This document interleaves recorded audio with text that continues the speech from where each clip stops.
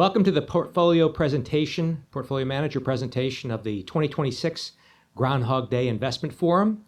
My name is David Volpe. I'm CEO of Emerald. I'm joined today to my left by Stacey Sears, Senior Vice President at Emerald, and Joe Garner, Director of Research. Both of them are our portfolio managers, co-portfolio managers on our small cap growth product. And we're going to be talking today about a little bit about 2025 in terms of what happened, what were some of the key drivers, and then more importantly, 2026. What are some of the opportunities that our portfolio management team sees for you for 2026? With that, I'm going to turn it over to Joe Garner to talk about 2025. Thank you, David. And it was an interesting year last year. It was a challenging year for many, but actually a relatively strong year for Emerald. And I think what a lot of people focused on last year were some of the low quality aspects of the market, kind of undeniable. Some of the lower price stocks, maybe higher leverage companies were outperforming. But when you peel back that onion a little bit, I think what you really see is that what was really driving the market was earnings growth. The higher growth companies were the ones who were seeing the stronger performance. Not that much different from what we saw the year before in 2024, but the areas of growth were moving around a little bit. So what we saw during the course of the year in the small cap market in Q2, we had the first positive quarter of earnings growth for the small cap universe that we've had in several quarters. That continued into Q3. In fact, those not only was the growth positive, but it was much higher than expected. And that's really what drove the market. The other great thing about it is that this wasn't just a tech-driven earnings environment.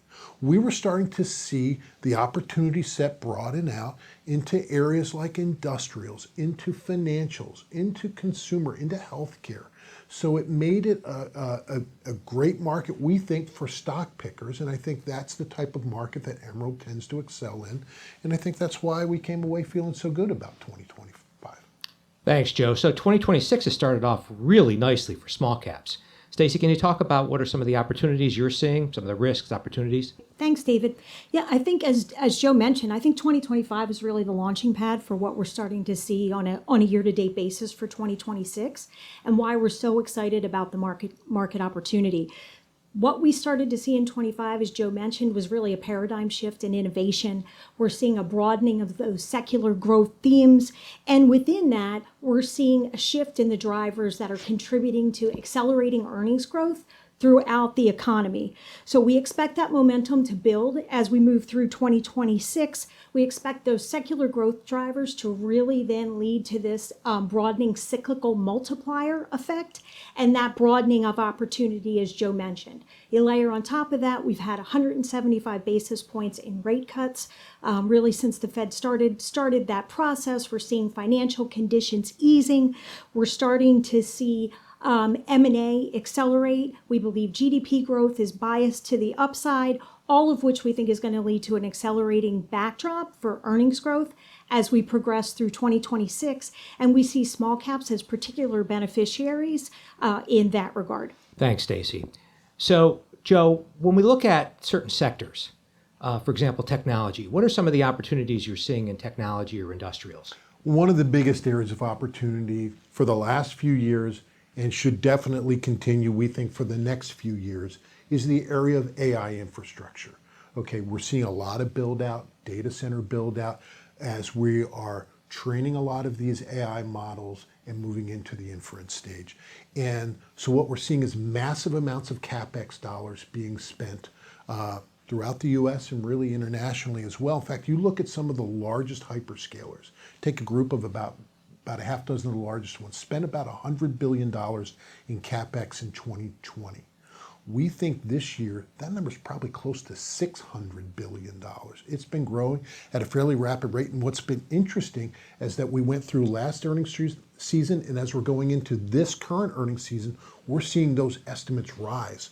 So while there are some fears of a bubble out there, I think we're seeing the underlying fundamentals are strong and getting stronger, and that's driving that. Those CapEx dollars are driving a lot of revenues and earnings for the small cap companies that are providing proprietary cutting edge technologies into that are being deployed into those data centers and building out that infrastructure. But it's not just AI. That's a big part of it. Industrial automation is a very big area that we continue to see more investment going into. That's part of the onshoring. That's also a part of driving more higher levels of efficiency and driving competitiveness. We're also seeing things like quantum computing, which has been kind of an out there opportunity for some time. It's really starting to become more tangible. We're seeing companies developing. We're seeing revenue streams unfold. We're starting to see commercial applications being deployed as well as government research being deployed. I think it's one of the few spaces you can look into and say, while it's growing off a relatively small base, you can see 50%, 100% potential type of revenue growth off of that space in aggregate, probably for a few years as we're in the early stages of what could be a relatively large opportunity. So not just AI, starting to see opportunities in other areas as well. That's great, Joe. Stacey, so Joe's going to be moderating in another presentation our life sciences team. And so he's going to be talking about what's going on in healthcare. From a portfolio manager perspective, what are you seeing either in healthcare or an area you cover, which is consumer discretionary? Talk about that a little bit in terms of what we see in 2026. As we discussed, this broadening of the opportunity set is moving beyond just AI, some of the power infrastructure, some of the defense areas that we've been so positive on, over the last 24 months or so. We're really seeing the healthcare sector start to gain an increasing amount of momentum, particularly as we've moved through the middle of this year. I think a big factor that's catalyzing that shift, obviously the fact that we're now 75 more basis points in from a rate cut perspective, I think has certainly been favorable to the long duration areas of the market, particularly biotechnology. Biotech over the last 4 or 5 years has really moved inversely to the direction of rates. So the fact that that headwind has abated, I think that's a positive, and we're seeing that reflected in improving sentiment around the companies in that industry. We're also seeing, I think, a positive. There was a lot of uncertainty coming into this year as it related to the administration, changes with the FDA, how that was going to impact the drug approval process, and I think we're getting more clarity and certainty around that as well. I think that's alleviating some of those tensions. And then on top of that, we have seen significant ongoing clinical advancement. The companies are making progress from an innovation perspective. We're bringing new therapies to market. Commercialization efforts have been successful. I think all of those things on a fundamental bottom-up basis have been very positive for healthcare. And then layer on top of that we are starting to finally see, I think, a knee in the curve as it relates to M&A activity in the space. We've been talking about this for some time. There is a donut hole for large pharma. There's a lot of revenue, several $100 billion in revenue that's coming off exclusivity over the next decade.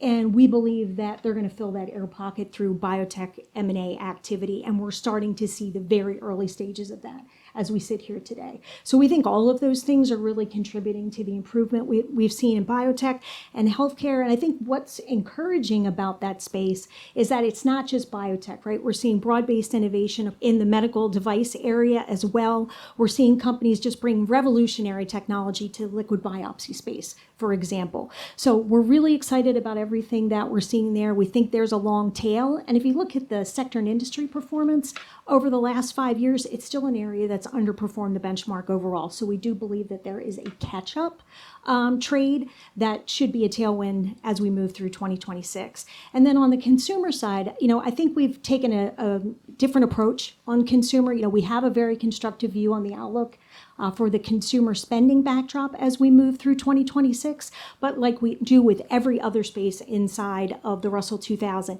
it very much is fundamental bottom-up driven. We're really trying to identify the companies that we think are market share gainers, that are exploiting unique niches. And I think what's so exciting about where we sit today is the broadening of the opportunity set, not just within consumer, but within the entirety of the Russell 2000. And I think you're seeing that playing out within our sector and industry allocations, which are very diversified as we sit here today. Thanks, Stacey. Thanks, Joe. And for all of you out there, go to teamemerald.com for our website and to hear more presentations. And it's going to be an exciting year in 2026. And so again, thank you.